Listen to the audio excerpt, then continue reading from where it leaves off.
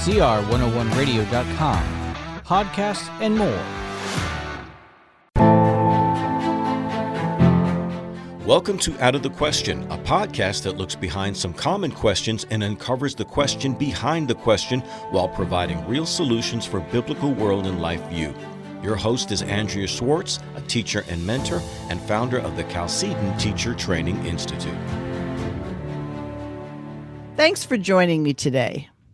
Hurricane Helene was a deadly and devastating tropical cyclone that caused widespread catastrophic damage and numerous fatalities across the southeastern United States in late September 2024.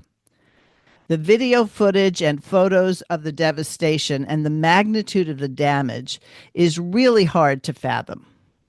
Most recently, there have been numerous credible reports of the neglect, inefficiency, and fraud attendant with FEMA's response.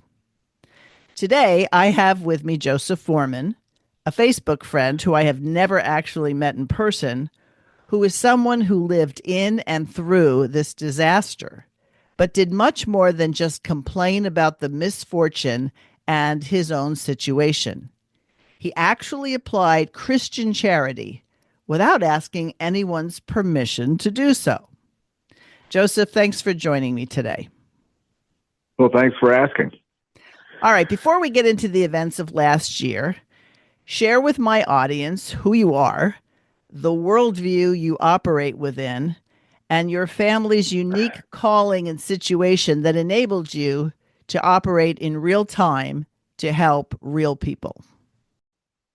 Well, I don't know where to begin. I'm an ordained minister, but I have not been the pastor of a church in the last 20 years.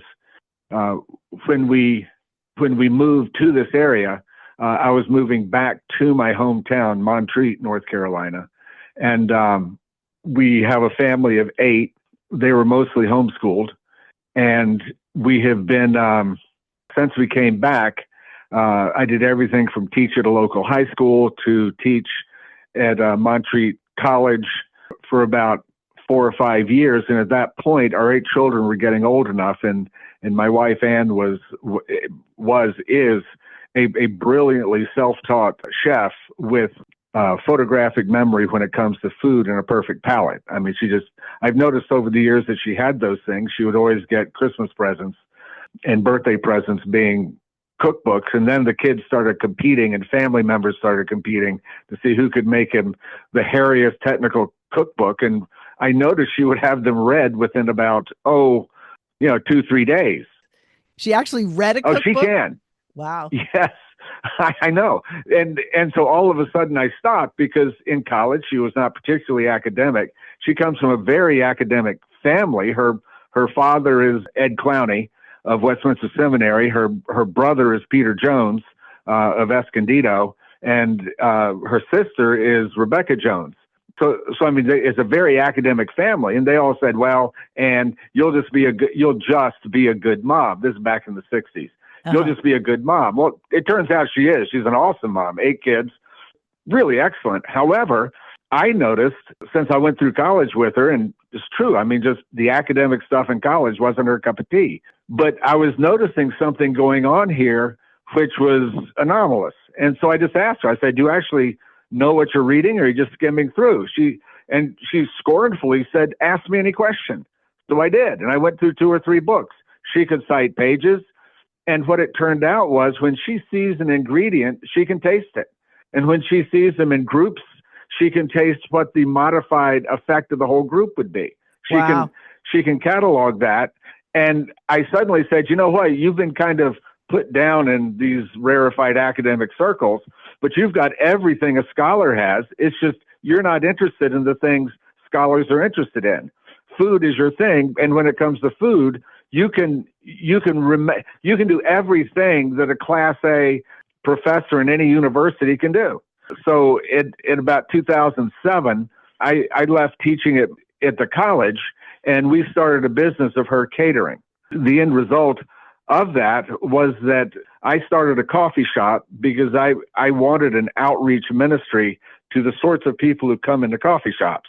Uh-huh. and in the Asheville area, that's a very, shall we say, San Francisco, Seattle level, Greenwich Village level of clientele. Mm-hmm. I don't mean academically; I just mean spiritually and a worldview and mindset. And those are the people that I really wanted to talk to and meet and befriend and get to know on something other than, hi, I'm a professional Christian basis. So, among other things, some of my friends are. One is a Buddhist priest. Another is just go down the list of people that in other circles Christians would find fairly strange. I probably have a friend like that. I see. Well, that's what I've been doing for the last 25 years. The location we're at now has the Swannanoa River running behind it about, maybe 45 feet down a bank that's about 30 feet from the top of the bank down to the river. And then out in front, there's a large parking area, not quite a quarter of a mile to a grocery store, which the only reason I wasn't surprised when the grocery store got flooded and we didn't was simply because my dad always said, check to see where the 1,000-year floodplain is. Probably it's irrelevant knowledge, but it may come in handy. And so at the high tide of this thing, that entire area was a lake, and our little ridge peninsula bluff on the river was just a tiny little island. One of my employees who ended up not having a place to live, I gave him my van in the back to live in. He's been living there for 2 years. Turned out the temporary housing was about what he was looking for. And so he does our dishes and basically is just a friendly guy around the place.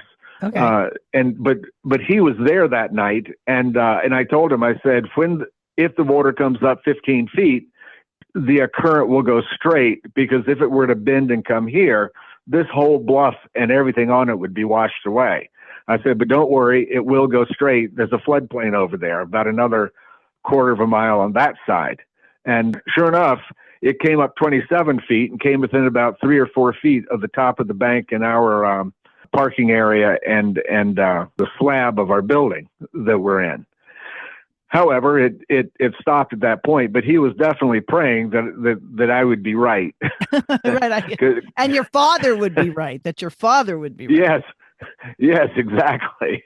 And if anybody wants to see a picture of my father, you can just go right to my Facebook page, and he's my icon. Let me just say, I really appreciate how you describe yourself. Why don't you tell people how you describe yourself on your Facebook page? I wait tables and wash dishes for the best cook and for the best chef in Western North Carolina. That's about as high praise as I ever want to receive. I see. Okay, so during this event, this meteorological event, it seems that God had you positioned to be able to do more than just say, wow, we escaped something bad happening to us, because you looked around and you could see that other people didn't fare so well. So how did you combine the circumstances and the things that you've been doing for the past 25 years or however long it's been to actually then go out and respond to what you saw in front of you? Immediately, I was out at 6 o'clock Friday morning. It stopped raining at about 11 o'clock Friday morning. At 6 o'clock, just trying to get out of there to see if I could go help people. We were completely with tree falls and the flooded creek completely boxed in. The creek was flooding an area of about 100 yards, maybe 50, 75 yards on either side of it. So we were just trapped in there until some people cut literally tunnels through the trees blocking the roads. So at about noon or 1 o'clock, I was able to get out. I tried to get to Swannanoa. Swannanoa is halfway between Black Mountain, where I live, and Asheville, North Carolina, is the town you would see on the map. There's really only two ways there: Old 70, New 70, and Interstate 40. All of those were blocked, and so I came back at about 4 o'clock, picked up Ann. We had one of our largest catering weekends of the year with our catering business that weekend, and there was a client that was in a bed and breakfast / event center, which was in the floodplain of the river. So we wanted to try and get to them because the last message that I had was, these people are cut off. Is there anything you can do? So we finally got through to them, and they were in a house perched above the flood. We asked them, hey, do you want to eat? It was about 6 o'clock at night. And they said yes. And so Ann went back to our kitchen. There was no power. And to our shock, we discovered there was gas still flowing. And we figured it must be some mistake, but as long as it was going, we then found out the gas company does it on purpose, because they said there's so many people digging everywhere that they'll break through a gas line. And if they turn it back on later, they won't know the gas is escaping. So I'm not sure how this works, but they just leave the gas on in emergencies like this. So we had gas, and so did a number of other eating places in Black Mountain. And so we cooked them literally their whole menu for the wedding reception. And Ann prepared it. She was running around the kitchen with her little 3-inch flashlight, just seeing how everything, that's the only light we had in there. We had no emergency lighting. We had no nothing. And she put the whole meal together. The river was still up about halfway down our bank, and she put that meal together. We loaded it up, and I took it over to them. And they were just blown away because they had their entire contracted meal. It wasn't for 200 people, but it was for the people who were there. They had that. We asked them if they wanted anything to drink, and they said no. They had the liquid courage, all the liquid courage they needed, and so we were good. So that took care of them. We had a job the next day. Ann goes down into Black Mountain and to the White Horse and said, "Hey, you have a wedding here. We're supposed to cater it." And they said, yeah, fine. We tracked down the wedding people. They moved the venue. And so we moved it to another location. And then she fed about 50 people with about 150 people's worth of food. Because what they then did is they took it out to just people in Black Mountain who were able to feast from about 5 to 7 o'clock. Then at that point, with all the extra food we had for this weekend, we just started, she started cooking it. She probably fed another 1,500 people with just the food we had. And we worked with our local church. Now, I've gotten through Friday and Saturday. It's now Sunday. There still was no evidence that anybody even knew that we had a problem here in this area. It was very slow to respond. And our church, which is also in Swannanoa, started getting in on Sunday and Monday, just truckloads of stuff coming in. And at first I thought, wow, I must be attending the Super Church of Western North Carolina. And it turned out we were totally average. Other than the fact, I think it's cool that they also got the mule teams to come in to take literally mules and muleback stuff up into the unreachable places from helicopter or anywhere else, and get the mules up there. And I think it was our church that got them in. I know that the mule, I don't know if they call them mule skinners or what, but anyway, the wranglers were there around the church for a few days. And I remember every time they would come in, they'd be very, I don't know how to say it, irritated, ornery, because at first I just thought they were irritated, ornery people. And then I realized they wanted to be out there, and they resented any minute that they had to be coming back for supplies before going out again. There was a very interesting attitude because most of us were, fairly jovial about all the stuff that we were doing. But they were like, we've got to get to these people. And they were extremely intense and didn't like any of our ha ha ha or ho ho ho. Well, what happened is literally the sanctuary and the fellowship hall were filled with stuff. And as I said, at first I thought, wow, look at us. And then I realized as I would drive around, this stuff was sprouting in every church. So by the time Wednesday came around, it was Wednesday and Thursday that I believe FEMA finally made it in.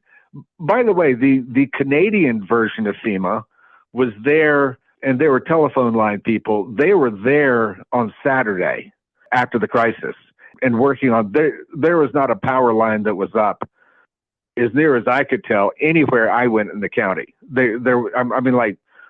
The lines were down. There may be a pole up here and there, but they were just down flat.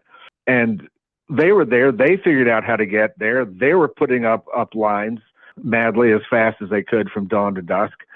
And our U.S. response FEMA was just parked waiting to come in. They were parked down at the bottom of Interstate 40. You first come up into the mountains dramatically up Interstate 40, and it's kind of like, I don't know how to describe it. You're just coming up into the Blue Ridge Mountains, into the Appalachians. And they were down at the bottom of a town called Old Fort because Interstate 40 was a block somewhere on that mountain. It would be very simple. You just take 221 to 74 to 26 and come up that way. I realize it's a convoy, but they could have been up there by Sunday noon if they had just gotten off their butts and gone. Okay, so let me stop you for a second, Joseph, because I'm kind of confused. So I pictured after this all happened, the only way to get around was by boat. So apparently the water receded enough that you could drive around, correct? Yes, the upside and downside of mountainous floods. The downside is when the water comes through, it rips out everything in its path. It's not like the Mississippi floodplains, which it basically rises and there's a gentle current, but rather it is moving 40 miles an hour. I mean, it is tearing everything up, tearing it through, grabbing houses, moving them off their foundations, taking trailer parks, which are very often in the lower lands, and just literally rolling the trailers away. And they're also technically moored down, but they can't. It's a strong rush. The upside of it is, by the time it stops raining, everything visibly just starts receding, and it just goes down. So within 12 hours, it's just down to, it's a rushing stream, but it's no longer any threat to anybody as long as you stay out of it. So the real problem is down trees, obstructions in your way, and having to get around those obstructions. And that was interesting. I mean, that was kind of picturesque because people would just cut little tunnels in the trees that you could drive a single car to, and then people would stack up behind the tunnels and have to go through one at a time. So it just gave a surrealistic sense to the whole landscape, that everywhere you went, you were constantly, going through these little tree tunnels that people had cut. And I never understood why they only cut a little tunnel. But anyway, those were up for about a week, and then they gradually got broadened. Oh, okay. Let me stop you again, because I'm really trying to get a picture here. Is cutting tunnels in trees something that people are familiar with doing, or did someone say, you know what, we could get through if we just cut a tunnel through this tree? The second part, this is one of trees have obviously been down here like probably anywhere else in America after you get a strong wind or something like that. But this was, you couldn't go 200 yards without a tree down on the road. Everything being done was local people. The fire department, the police department was completely tied up. I don't think you didn't hear a siren from somebody for the entire first week and well into the second week. And it wasn't until the third week that there'd be periods of time that you wouldn't hear a siren, and then one would start up again. And by siren, I mean from a police cars, fire trucks, that sort of thing. Well, what were they doing? They were just going, well, honestly, I don't know, but they were headed towards the true crisis areas where life and limb were at stake, people were trapped, and they just found out about it. I see. And by the way, the local fire departments and also police departments were joined by elements from literally all over the country. We had people in from Chicago. There's actually kind of a funny story in terms of how big cities versus little cities handle things. And that is that at the grocery store, it's a big regular grocery store across the street from where our coffee shop is. And our coffee shop is Moments if anybody wants to stop by. But across the street from there, the mud was like 6 inches thick and it hadn't been cleaned off. And that's the whole parking lot. And a crowd of people were gathering, I believe it was Sunday morning, wanting to get in because they wanted food. And the churches had just started setting up feeding. I didn't mention that by the time Monday came, literally you couldn't go by a driveway on any main street that didn't have somebody cooking food and giving out free meals for people. And Wow. it was about 90% the church. So powerful was the witness. I mean, it's like there wasn't a church that wasn't doing this. And the churches had connections outside the area, so there's always food coming in through them. That a lot of people who were in no way interested in religion of any sort, they had been fairly burned over. They had probably grew up fundamentalist Christian, left that, became some sort of a Buddhist, some sort of a New Age, probably tried out the various liberal or conservative conspiracy groups. There's a lot of people like that that have sort of been dabbled in everything, and they're like done with anything that's ideologically driven. And they were saying, wow, we had no idea Christians were like this. This is amazing. Maybe God is somebody that I need to look into again. I mean, that was a very common thing people were saying. And that's just what the scripture says will happen. You help somebody instead of just saying, I'll pray for you, brother, that you're actually helping them. Right. 10 Gentiles will grab a hold of the cloak of one Jew and say, take us with you, for God is with you. Right. And they could see that evidence. And it didn't matter what if there was a church, liberal, conservative, anything, they had helping hands out there. And they were actively, I think our church did more of this than most churches, but a lot of churches, we were sending supplies into the mountainous areas.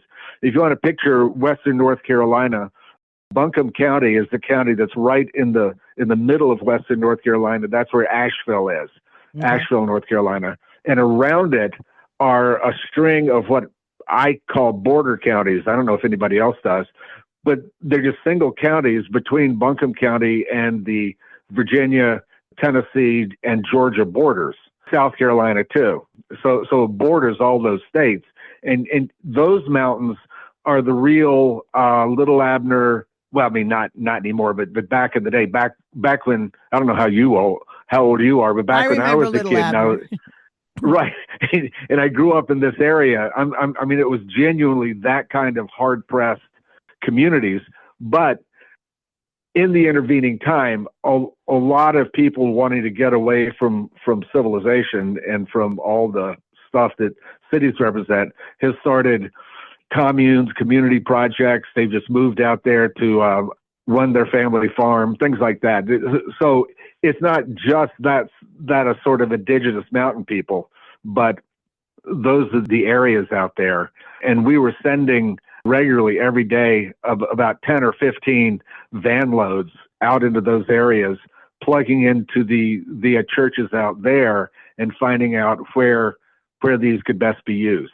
We started out just being told, get a car full of water and food and feminine supplies and baby supplies and all that sort of thing, and drive out to your neighborhood and just go door to door and take note of who needs what and who wants a regular visit with food and supplies. And so we all did that.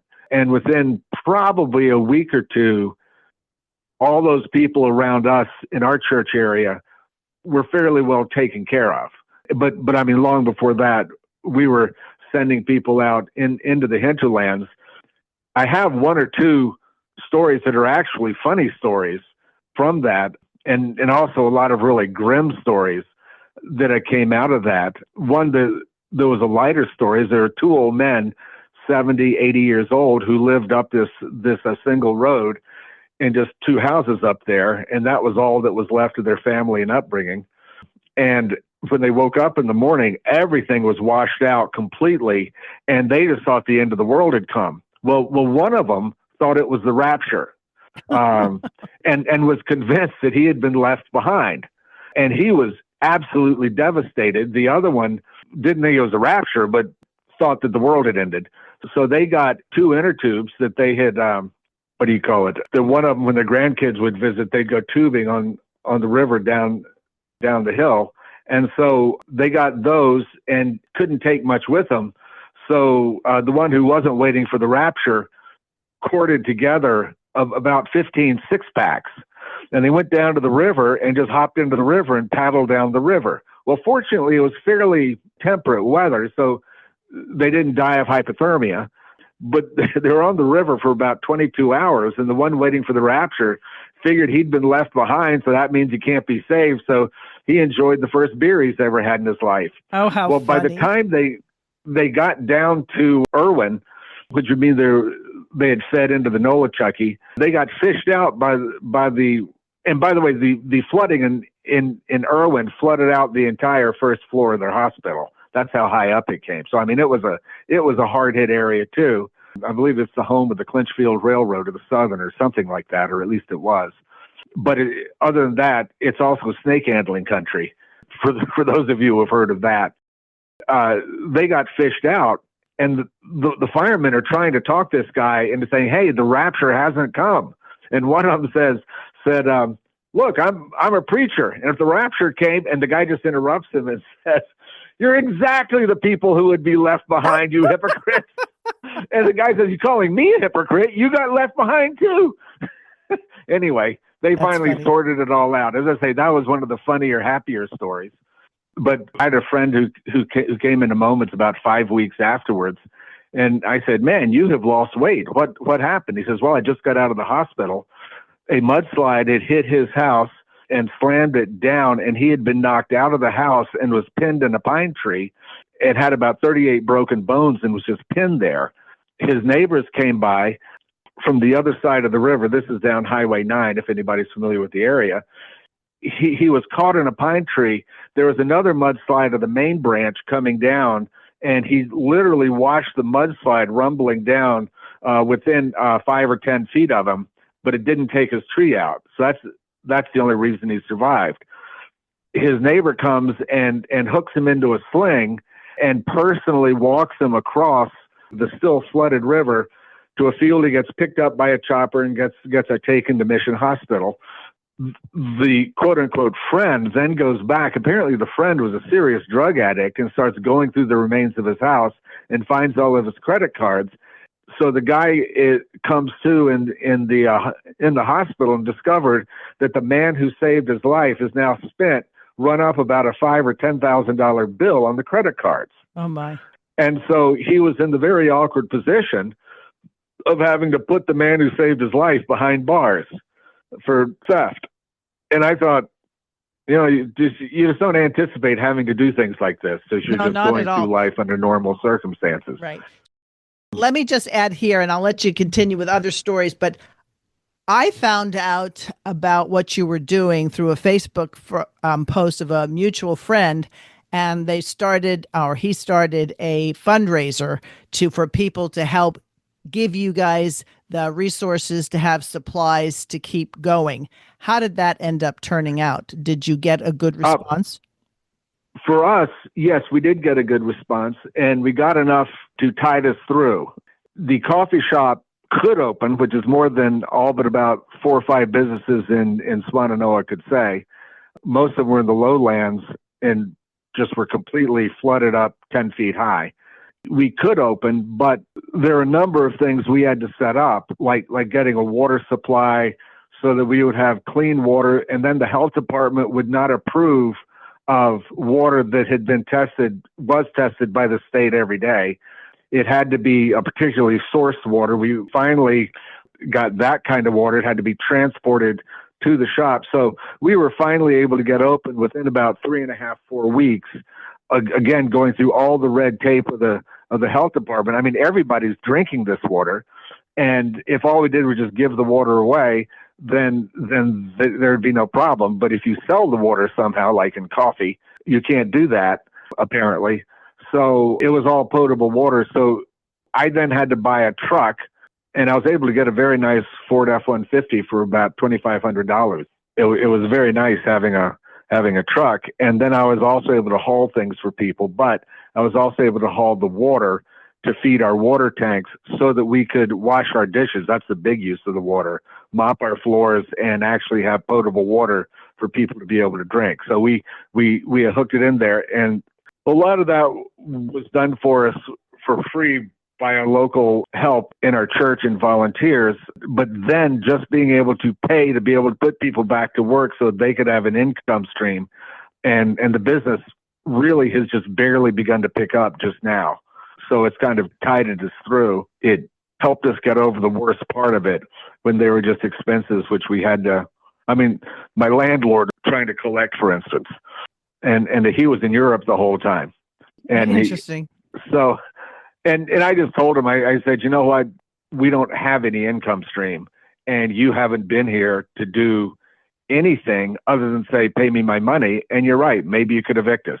I don't know. You'll just have to decide what you want to do. But we then had to start paying our rent in November, and everything else that goes with running a business, the rent, the food, and so forth. What we wanted to do was the more we can get back into business and become a normal flow of things happening, just the better it is for the community. And so we wanted to provide places where people could just come, relax. If anybody wanted, said, hey, I can't afford a coffee, I just told the baristas they can't afford a coffee and a latte, just make one for them. It's not a big deal. So that's how we got ourselves back on our feet. And that money was a greatly appreciated. I think it was about a total of the people helping about $4,000, $5,000. I mean, it was not a huge amount. And to be honest, I felt guilty about doing anything to help out fundraising, because it was like, if anybody wanted to help us, they'd be helping us. We weren't really in a distribution place able to get, I don't know how to say it. The things we were doing was things a private person would do, or you would do in connection with your church. I had enough to do just to get the business back on its feet. What I appreciated about the appeal, and my husband and I said, of course, we're going to help this effort, is that when you're not there, yes, you certainly can pray for people, but if then you can tangibly say, all right, if this person is trying to help people get food and the resources they need, there's that involvement. And I do think that, and this is something I wanted to ask you, it's very easy to say people are selfish, people are self-centered, but you got a firsthand view of how willing people, not people with labels, people were willing to chip in and help. Did that change your view on hope for the future? Change would be a strong word for it, but it made me much more hopeful that at least the Christians got it figured out. What it was is the churches constituted two things. One is organizational feet on the ground, and then they also constituted people who were willing to branch out from there, who were very intimately aware of, for instance, I took care of 4 older Black women in the community who, interestingly enough, even after the soup kitchens were set up in Black Mountain and that was just a going thing, they didn't feel comfortable going down and standing in line at all in that situation. And they never said anything, but they were more than happy for me to just bring it to them. And so I did. I just took care of them, made sure they had what they needed. And so for about 2 weeks, I was their connection. And that's a story that's just multiplied. What I was doing was not unique. It's like everybody was doing this for their neighbors. Those who had connections were connecting for everybody around them. And we were getting gasoline into our neighbors who had generators, for instance. And then the other aspect of it is the churches here were connected with churches all over the nation. So as soon as they got word out, which wasn't based on the disaster, it was based on their connections with each other. If you get the difference. In other words, people weren't looking at the news and going, oh, we got to do something about this. This word got out and stuff was coming in around the time that the news cycle finally picked up there was a problem, Wednesday, Thursday, and so forth. But how do I say this? The indigenous, the natural, the existing connection of Christian to Christian got word out instantly, and stuff started coming in Saturday noon and just in a steady flood from then until for the next 4 weeks. And then all of a sudden, churches were saying, whoa, what are we going to do with all this stuff? And that became another problem. It was like, it was almost, it's the 12 baskets left over. Do you think the apostles thought that day they were going to be carrying this load of food out of the camp meeting? Like, what do we do with all this stuff, Jesus? It went from how do you feed so many with so few to now what are we going to do with all this extra food?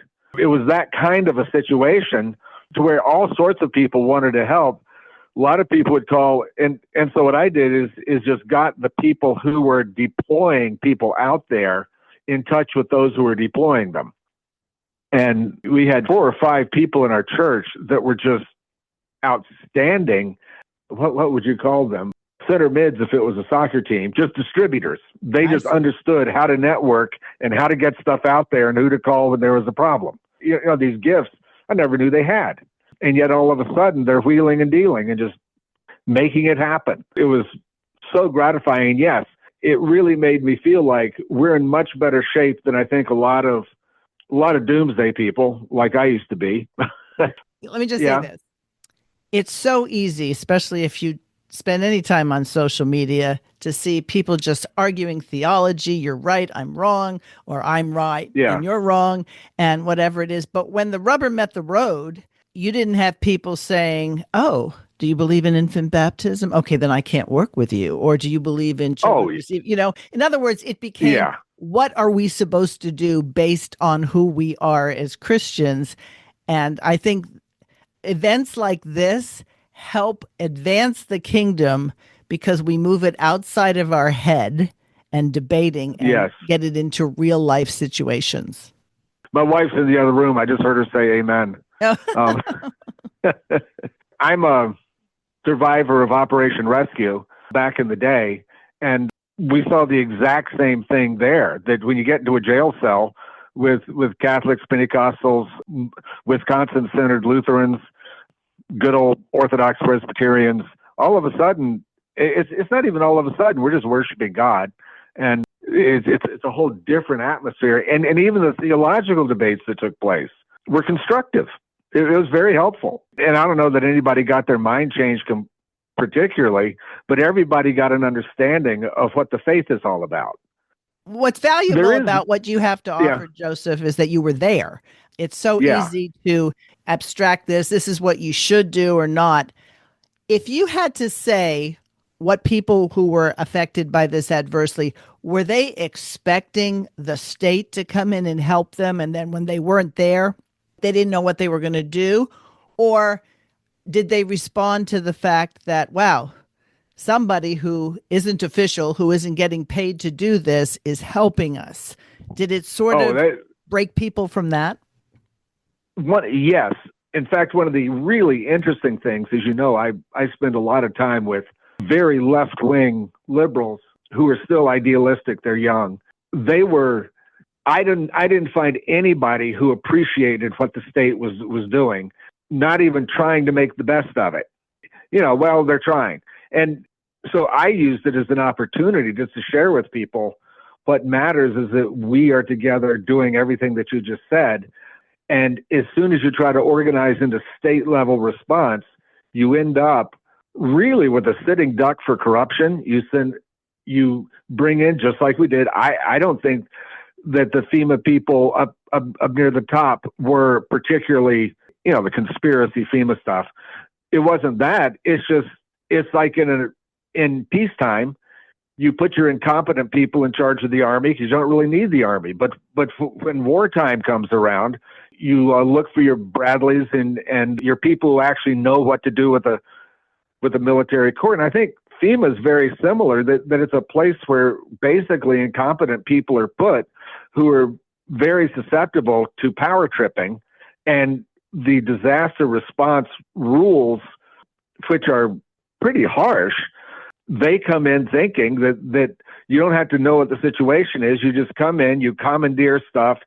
For instance, they went up and down the streets telling everybody who was out there preparing food for people on the street. They didn't find Ann in her kitchen. Ann, by the way, cooked for an entire week in the dark, just running around with flashlights. And we had to bring in crews to wash who had to bring in all their own water. That's another whole story. But FEMA went out to the people you could see with their grills set up and lines, and tried to shut them down, saying that their food wasn't vouched for. It wasn't State Department of Health certified safe. And they tried to shut down a whole fire department in Haywood County. And the response by, I think, everybody was to say, yes, sir. And as soon as they left, to go back to cooking and handing out food. because part of it is that's how we do things in the mountains. It's a part of the world where people have been moving here since colonial times precisely to get away from organized government. So there's a broad personality that says you do what you got to do to get the job done and try to be polite to the people around you because they're probably related to somebody you know. Mm-hmm. That's just sort of a mountain common sensism. So even though it's not true of the FEMA people, it's just say yes or yes or yes, ma'am. And when they're gone, you just do what you got to do. Let me ask you this, Joseph. Were you ever overwhelmed? I wasn't, because when you get overwhelmed, I started learning this, assisting Anne having babies. I did quite a bit of that. And I realized that if I felt her pain, I couldn't be there for what I needed to do to help her. And she actually was in pain. And so that's always been kind of a disaster response I've always had, whether I'm in jail or whether we lost our house, as happened once. You know, you hold it together because you've got to be thinking about what we do next. So from that perspective, I was never emotionally overwhelmed. I mean, Anne's also that kind of person. And she just said, what do we do next? And I had to talk her out of driving things around to all the neighbors. I said, I'll do that. You work on other aspects of it. Mm-hmm.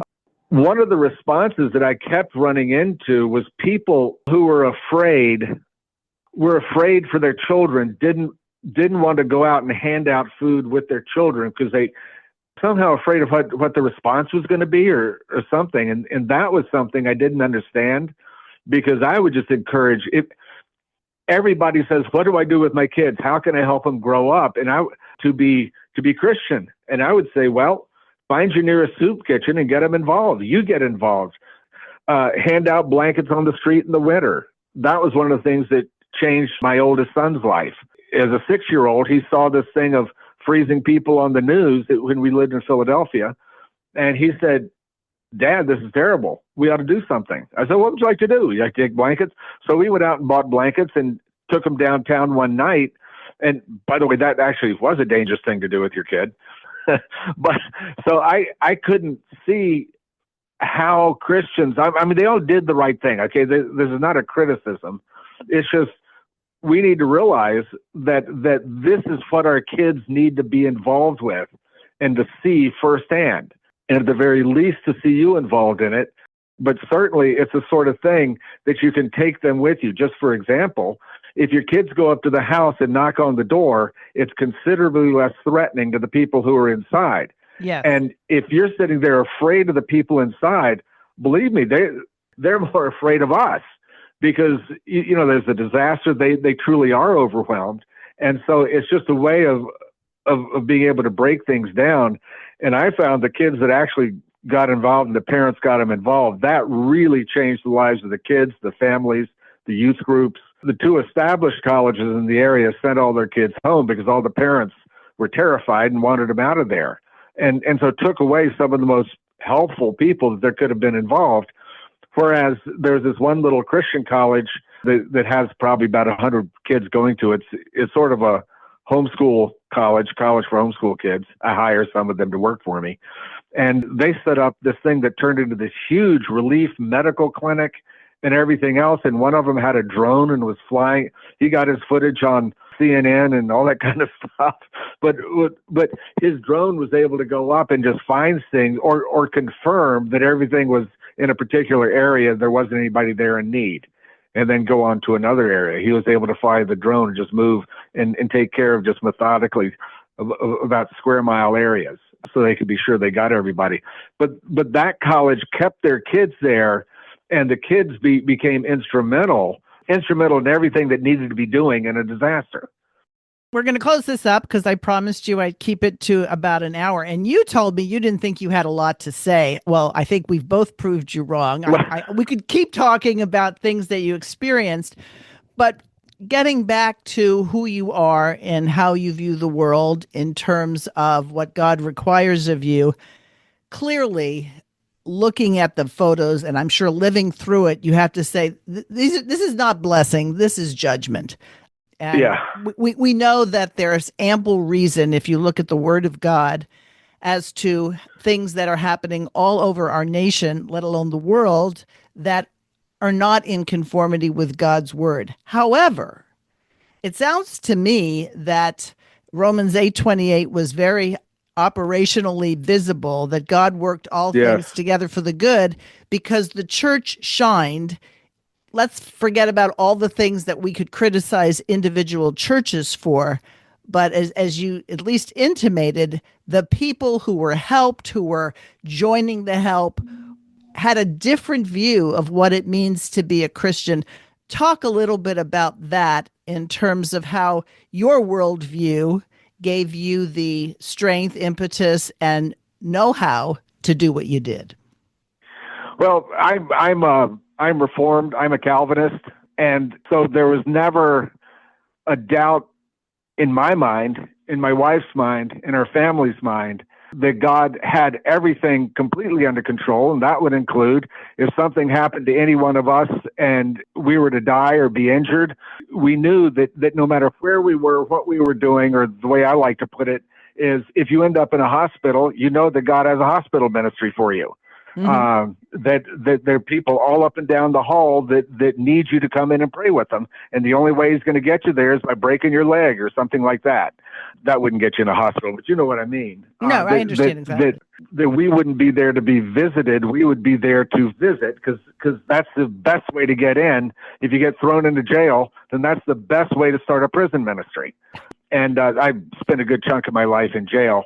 And it's like wherever you find yourself, because God has you in his hand, nothing's going to come along that's going to shake that. And whether you go through the whole thing as we did with no injuries, or you end up like my friend did, breaking 38 bones, he ended up and started a hospital ministry while he was there. That's what Christians do. So from our perspective, that is the sovereignty of God at work, creating opportunities for us as creatures in his image to be able to take dominion of creation however we can, whatever parts of it, and then use that superiority of dominion we might have in that, a church full of stuff to hand out, to then go and meet the needs of people all around us. So that's the biblical Trinitarian model of not I'm in charge of you, but rather whatever I have that you might need, I can bring it to you to meet your needs, and I can serve you in that way. And there doesn't need to be somebody telling me to know the Lord. There simply needs to be people with the ethical self-control, understanding God's law in their heart, going out and just transforming the world all around us. And when there's a disaster, it's always a very dramatic way to be able to do that. When there's not a disaster, that's what we do when we go to work. It's no different. It's just not a disaster. We're taking dominion. We're using the tools God's given us to be able to bring blessing into the lives of others.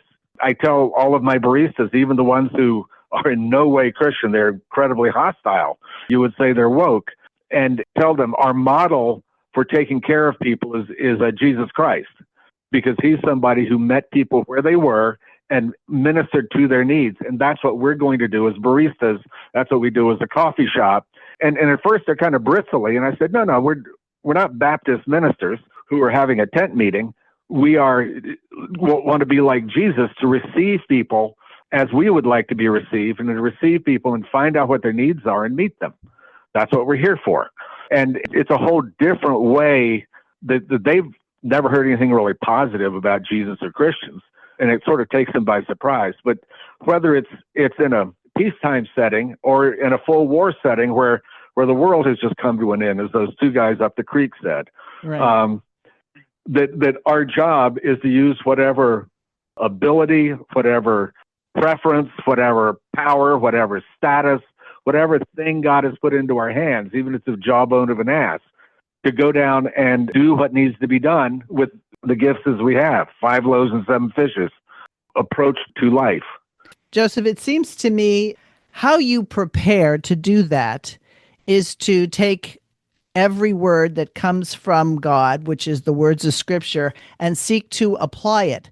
I started off by saying that you and other Christians manifested Christian charity without asking anyone's permission. Well, you didn't have to ask anyone's permission because you're receiving the command to go make disciples. So we've already been commissioned. Yes. You were just taking that situation or the situation of running your coffee shop. And I think it's a kick that you will hire people who aren't necessarily Christian. I imagine after hanging around with you for a while, they're at least investigating it. So it's a great way to introduce people that you're doing this 24/7. You don't have to say, oh, I hope I can kick into gear if something bad happens. You're already in gear. Right, absolutely. We should be doing in a catastrophe whatever we would be doing tomorrow in a normal day. It's the same theology, the same God, the same people who need Jesus Christ. All right. Well, you mentioned your Facebook page. I mean, and I don't know if your coffee shop has a Facebook page. If somebody says, I need to get to know this guy a little bit better, just remind them how they might do that. I am technology illiterate, but 8 years ago, somebody set up a Facebook page for me.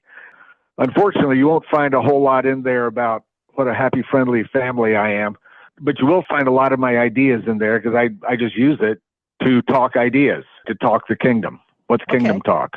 How about your actual business? If somebody said, this sounds like an interesting thing, are you open to talking to them about how you started this kingdom business? Absolutely. It's Moments Coffee Shop. It's Anne's Custom Catering. She says coffee bar. I think that if you Google any of those things, and how do you spell that first word you said? Moments. Like take a moment and think about this. Moment. Yeah, it's Moments. It's right there in Swannanoa. I don't know what comes up on a Google search, but I do think you'll find a website, and Moments does have a Facebook page, I was just told. Okay, well, very good.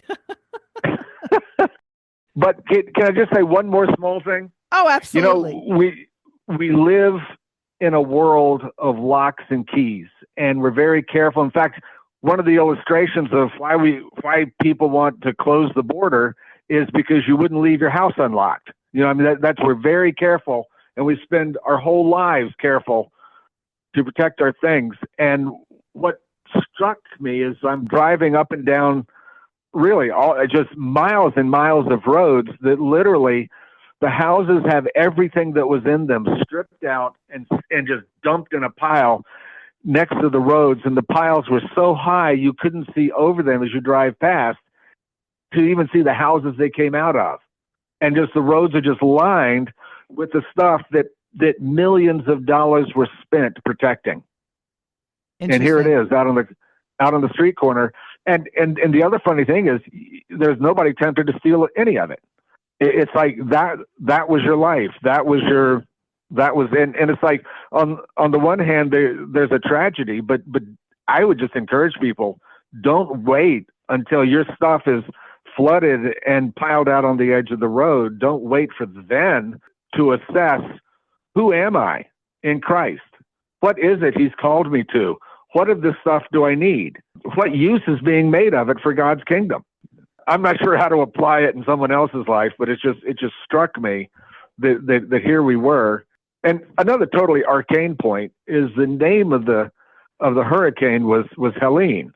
And in many ways, we've been captured by Greek thinking, and it's made a wreckage of a lot of the gospel. And we need to really take dominion there. Helene is the word for Greek, Elas. Right, Hellenic thought, things like that.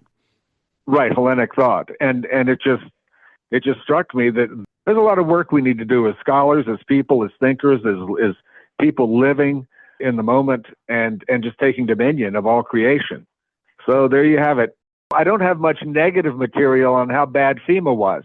I don't care, how bad the government response was. Exactly. Right. And I can't tell you how many of these I've turned down because the people were looking for grist for their mill. You're the only one I've ever talked to like this. Right. Well, let's put it this way. On a podcast or something. You can spend your time pulling weeds, or you can plant. And you and the people around you who were self-consciously applying what it means to be a Christian were planting things. And I imagine, if you haven't already seen it, you will see the fruit of your efforts. And that's just how the kingdom grows. It is. I hope the same thing's happening in California, too. Southern Cal. Yeah. No doubt it is. I mean, if you just watch the news, you wouldn't know that. But yeah. If you watch the news here, you wouldn't know it either. Yeah, right. Because that's another story for another conversation. Anyway, thanks again, Joseph. I appreciate it. Thanks.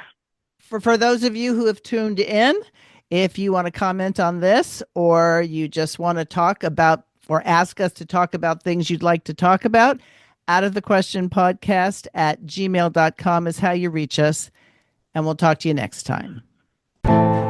Thanks for listening to Out of the Question. For more information on this and other topics, please visit chalcedon.edu.